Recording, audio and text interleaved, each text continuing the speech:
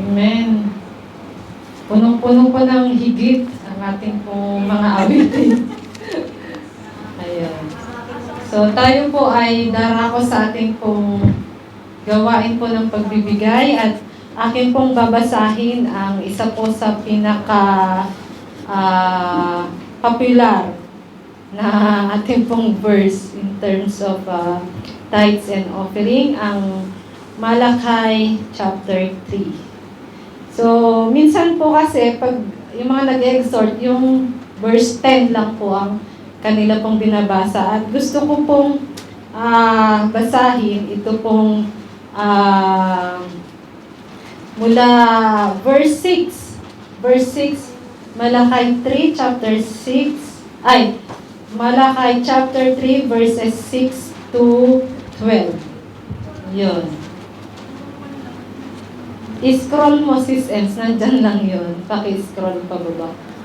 Ayun. So sabi po dito, ako si Yahweh at hindi ako nagbabago. Kaya nga may pag-asa pa kayo, kayong mga inapo ni Jacob. Tulad ng inyong mga ninuno, kayo tumalikod sa aking mga kautusan. Manumbalik kayo sa akin at manunumbalik din ang pagtingin ko sa inyo, sabi ni Yahweh. Itinatanong ninyo ano ang dapat naming gawin upang makapanumbalik sa iyo? Ang tanong ko naman, matuwid bang dayain ng tao ang Diyos? Hindi, ngunit dinadaya ninyo ako sa paanong paraan, sa mga ikapo at mga handog. Isinumpa ko kayong lahat sapagkat ako'y dinadaya ng buong bansa. Ibigay ninyo buong buo ang inyong mga ikapo upang matugunan ang pangailangan sa aking templo. Subukin ninyong gawin ito kung hindi ko buksan ang mga durungawan ng langit at ibuhos sa inyo ang masaganang pagpapala. Hindi ko kayo padadala ng salot ang inyong lupain, kaya't mamumunga ng sagana ang inyong mga ubasan, sa gayoy sasabihin ng lahat ng bansa na kayo'y mapalad sapagkat napakainam tirahan ang lupain ninyo. Amen. So, napakinggan po natin, di po ba? Sabi po dito, sa paanong paraan daw po natin dinadaya ang ating Lord. Sa hindi po pagkakaloob ng ating pong mga ikapo. At sa atin po bilang mga Kristiyano, iniisip po natin na ang pagbibigay po ng ating pong tithes and offering is an obligation. Yes or no? Yun. At pag sinabi mo po kasing obligation or obligasyon, syempre mauobliga ka, di ba? At ang iniisip po ng karamihan or nagiging excuse po ng karamihan, ayoko nang mag-church dyan kasi inoobliga naman ako. Di po ba? Although bilang mga Kristiyano, if we really knew the essence of giving, obligado po talaga mga kapatid. Because it is our duty na magbigay ng ating pong tithes and offerings sa ating pong Panginoon. At kung ating pong alam yung ibig sabihin po nito, tayo din po ang nagbe-benefit mga kapatid.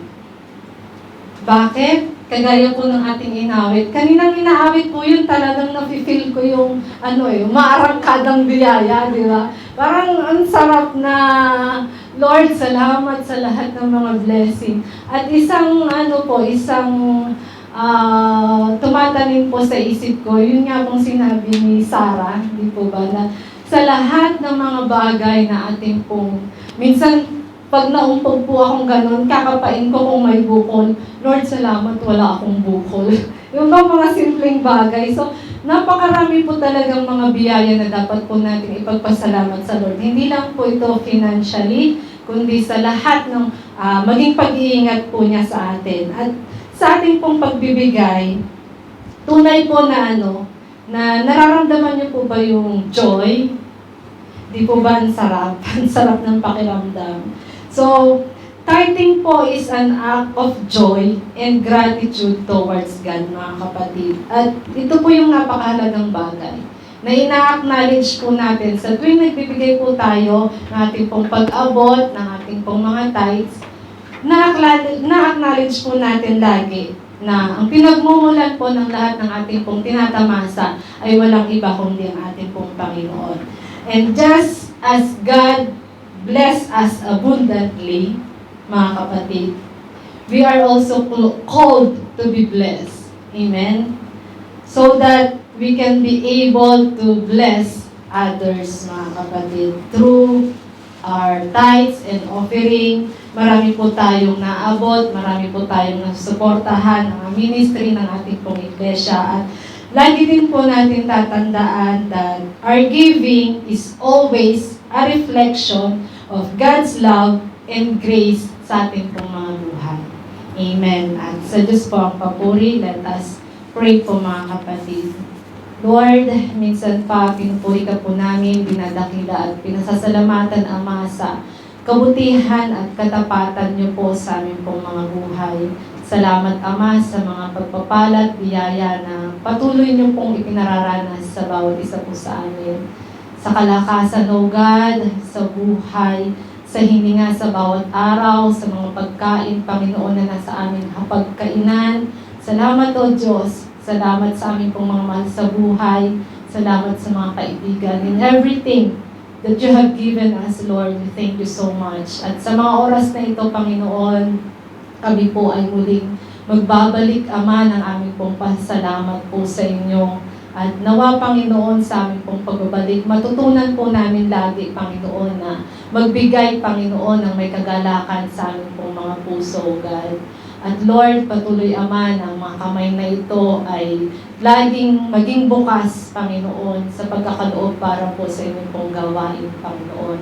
Para po sa ikalalawak, Lord, ng inyong pong gawain sa mundong ito. Lord, salamat, Panginoon, na tunay that we acknowledge that everything that we have comes from you, Panginoon. Kaya Lord, kulang pa, Panginoon, ang lahat ng ito sa kabutihan at kadakilaan mo, Panginoon, sa aming pong mga buhay. Kaya Ama, sa mga oras na ito, tunay nga po na ang lahat ng mga salapi na malilikom sa gabi pong ito ay pakabasbasan niyo po, Ama, at magamit lamang for your glory alone, Panginoon. To you be all the glory, thanksgiving, O God, at adoration, Panginoon, ay tanging sa iyo lamang.